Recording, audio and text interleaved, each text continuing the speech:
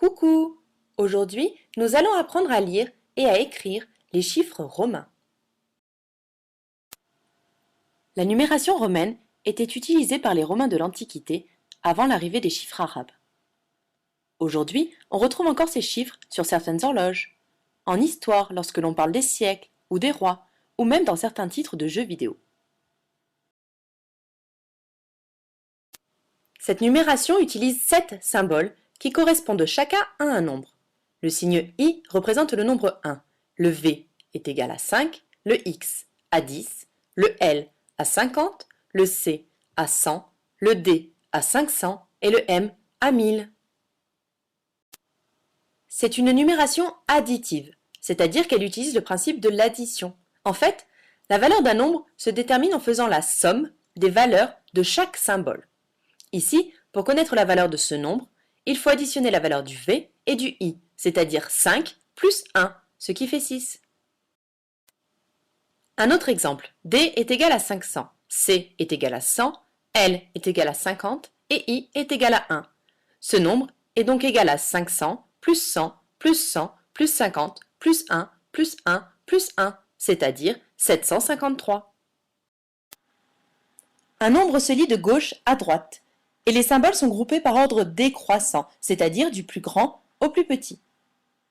Pour écrire le nombre 1515 en chiffres romains, il faut donc écrire M, D, X, V. Cependant, un même symbole ne peut pas être utilisé plus de 3 fois de suite, sauf le symbole M. Par conséquent, pour écrire le nombre 4 en chiffres romains, on ne peut pas écrire I. On va alors utiliser une autre règle de la numération romaine. Cette règle est la suivante. Si un symbole est placé à gauche d'un symbole plus grand, on le retranche au lieu de l'ajouter. Par exemple ici, I est placé à gauche d'un symbole plus grand, V. Il faut donc le retrancher au lieu de l'ajouter. Ce n'est donc pas 5 plus 1, mais 5 moins 1, ce qui fait 4. Un autre exemple. Dans ce nombre, C est placé à gauche d'un symbole plus grand, D. Il va donc falloir le retrancher. De même pour I, placé devant le X.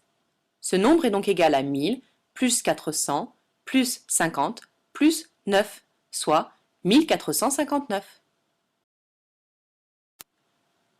Pour reprendre tout ça, il y a donc 7 symboles dans la numération romaine.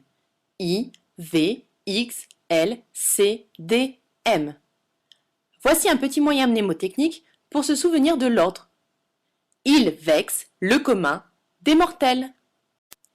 Les nombres se lisent de gauche à droite en faisant la somme des valeurs de chaque symbole. Une somme, c'est le résultat d'une addition. On ne peut pas utiliser plus de 3 fois de suite le même symbole, excepté le symbole M.